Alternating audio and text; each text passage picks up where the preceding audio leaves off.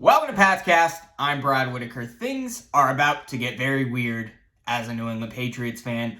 Obviously, the 2023 season has been a major disappointment, but they have a chance to spark a very quick rebuild and potentially be a contender again, depending on the outcome of Sunday's season finale against the New York Jets, which is going to have enormous implications on the future of the franchise. A loss will secure a top 3 pick in the 2024 NFL Draft. Patriots could potentially land the number 2 overall pick, depending on the strength of schedule with Washington. Remember, at this moment in time, Washington has a very small advantage in strength of schedule. The team with a weaker SOS ends up with a better draft pick. Patriots and the Commanders are neck and neck at this moment in time. Really, if both teams lose on Sunday, Patriots could still move up to number 2. They're at number 3 right now, depending on how the rest of the league plays out with that strength of schedule. But a win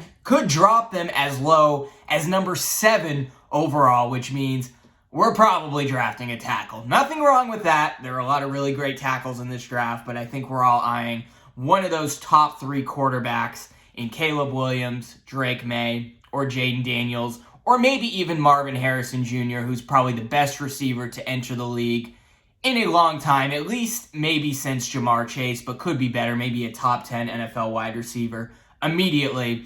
So you have him and the 3 quarterbacks. You really want one of those top 3 or 4 picks. So Sunday is a huge deal, and a lot could happen. Now, it should be noted, them falling to number 7 overall with a win is probably unlikely.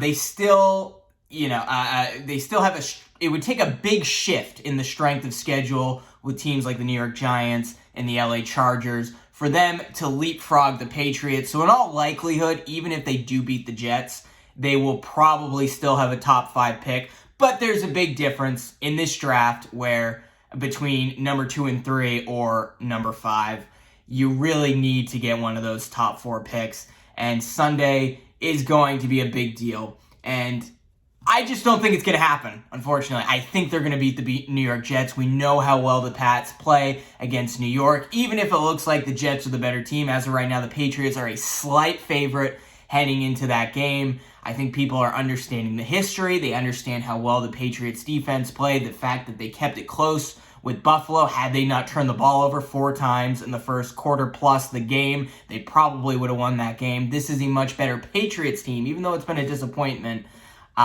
than their record indicates. So perhaps that's why Vegas is picking them. It's hard to pick the Jets to win that game, especially how they're kind of looking forward to next season. Jets still have a good defense, but their offense is struggling just as much as the Patriots, if not more at this point, because there has been a bit of a spark with Bailey Zappi, who's certainly been better with Mac Jones, despite the turnovers this past Sunday. And, watching this team that was de facto eliminated before November even started, they still have heart, and they play to win very hard. Many players, particularly the Matthew Slaters of the world, are trying to win for Belichick, and they've mentioned it publicly. They feel he is not getting a fair shake. Now, there are other players, the Trent Browns of the world, who aren't even trying and who are a healthy scratch this past week because they've essentially given up on the season. But for the most part, this Patriots roster is trying and playing to win, and a lot of them, maybe not all, but a lot of them feel Belichick has had a rough shake. He's given them a good game plan, and the players simply have not executed. But if this really is Belichick's last game as Patriots head coach, which it's looking like at this point, if I was a gambling man, he has every incentive to win this game. Belichick will be able to tell future teams that, hey, look at this Patriots team. They never quit on me, despite us not really being in it the last 2 months of the season. We still had an elite defense, despite us losing a lot of great players, including our 2 best defensive players. We filled those spots and were even more competitive at the end of the year than we were early on. Not to mention all the games as head coach, except for Dallas and New Orleans, were close. In fact, 8 of those losses were by 1 score or less. So Belichick has a real case to make to future teams that may want to consider him as their next head coach. Not to mention, if he wants to go to a team like the Commanders, the Giants, or the Chargers, who are some of the rumored teams that Belichick would be a really good fit for, they could potentially have higher draft picks if the Patriots win on Sunday against the New York Jets, which means they're going to have a chance to draft an elite player. How hard would it be if Belichick really did become the Commanders' head coach and he ended up having the pick or a couple picks ahead of the Patriots and takes the quarterback that the future head coach or GM of New England has been eyeing? That would be heartbreaking. But what better way for Belichick to stick it to the Patriots on the way out than by winning that last game against the Jets and going to a team that's going to have a better draft pick and getting that quarterback, preventing his former team from going there. Now, many would think Belichick wouldn't be that kind of guy. Yeah, he would want to exit gracefully. I know Robert Kraft's that kind of guy. He wants this to end as amicably as possible. But I'll tell you one thing, Bill Belichick has never been that guy. All right, if this ends badly, he's not going to care. He wants to do what's in the best interest for him as a head coach in the NFL. He wants to chase Don Shula's record, and if it does not end well in New England, so be it. I'm sure he wants it to, but if it's going to cost him something, then he's gonna try as hard as he can to win and really stick it to the Pats on the way out. In the same way, he kind of stuck it to the Jets and always had a thing against them as their former head coach, who really wasn't there very long because Robert Kraft essentially stole him for a first-round pick. Now, nearly all Patriots fans, 99% of them, are going to be rooting for them to lose against the Jets on Sunday.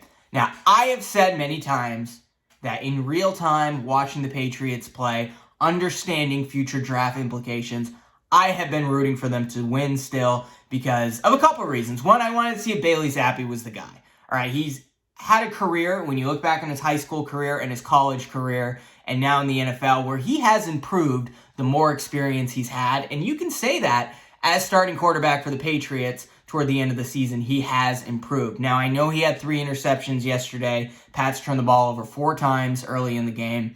But, and take this with a grain of salt, Pro Football Focus said none of those turnovers were Bailey Zappi's fault. Now, I'm going to say the first 2 were at least partially his fault, but they did not consider them turnover-worthy plays. So, if you wrote off Zappi because of how it started against the Bills, there were a lot of reasons not to blame him for those 3 interceptions that he had, at least according to Pro Football Focus. But I've been rooting for them because I want to see if Bailey Zappi's the guy. And if you win a few games and get a worse draft pick, but you know you have your future starting quarterback, so be it. You draft a tackle or a receiver and you build around him.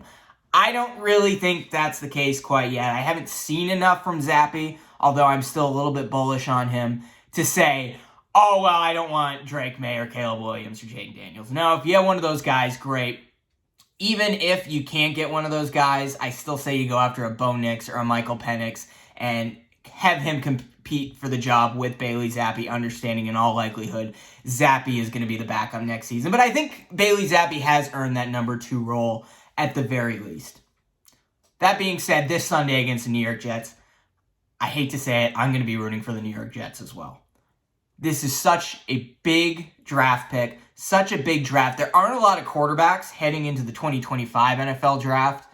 You have a chance here to bring in a franchise-changing guy, whether it is Caleb Williams, who has been the presumed number 1 overall pick for quite some time, or Drake May, who's kind of the biggest wild card. I think he's going to be the one that drops down. He may not be the number 2 pick. He may be the number 4 pick or the 5 pick, but he'll be up there. He has a lot of Josh Allen-like traits.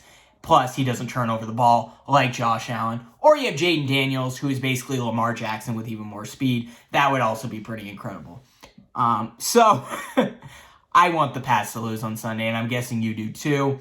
But here's what I will say. If there's any chance Robert and Jonathan Kraft are still considering keeping Bill Belichick, not as GM, but as head coach next season, and I'm guessing they've already made up their mind at this point, why not strike a deal with Bill? Why not just say, look, we're going to do something at GM because the offensive personnel is just not good enough. I hope you understand that, but we still want to keep you as head coach if and only if you lose on Sunday against the New York Jets. It's better for you next season. It's better for us as a franchise.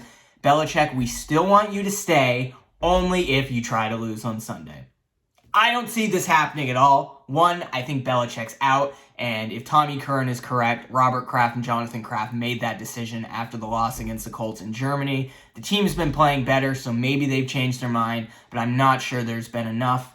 But if they have already had that conversation with Bill and they plan to keep him on as head coach, then Bill knows this is a situation where you need to lose and you have a better chance at having a winning team next year, especially because the AFC does not look as good as we thought they were. Certainly the AFC East. Patriots could be competing for that division next year if they get one of those top 3 quarterbacks, bring back the defense and try to reinforce that O-line and bring in some offensive weapons. They got a shot. But Belichick has to lose on Sunday, and I don't think he's going to be back next year. Even if he was planning to be back, Belichick is not the kind of guy that would want to lose on purpose. He's going to try to win every game he can, and that's probably going to be the case on Sunday, regardless of what Robert Kraft's plans are at the head coach position heading into next season. But there's a lot going on. This is going to be a weird week. A lot of rumors, a lot of stories are probably going to come out about Belichick and Kraft, if not this week, certainly on Black Monday next week. And don't expect it to be a quick decision. This is a very difficult challenge. We know how it ended with Tom Brady. We know Robert Kraft doesn't want a repeat of that situation. But a lot is on the line on Sunday against the Jets. Let's hope for a loss finally against the Jets. Maybe the Jets will gift us the loss and Patriots will end up with Drake May, Caleb Williams, Jaden Daniels, or Marvin Harrison Jr. And we'll all be happy come late April. But let me know what you think the Patriots should do. Should they still try to compete and win on Sunday? Should they keep Belichick? And who are you eyeing as the top pick, depending on where the Pats land in the 2024 NFL Draft? Let me know, and be sure to subscribe to Pat's Cast and tune in throughout this week and certainly next week as this story continues to develop and we get more answers on just what's going to happen with the Patriots in the very near future.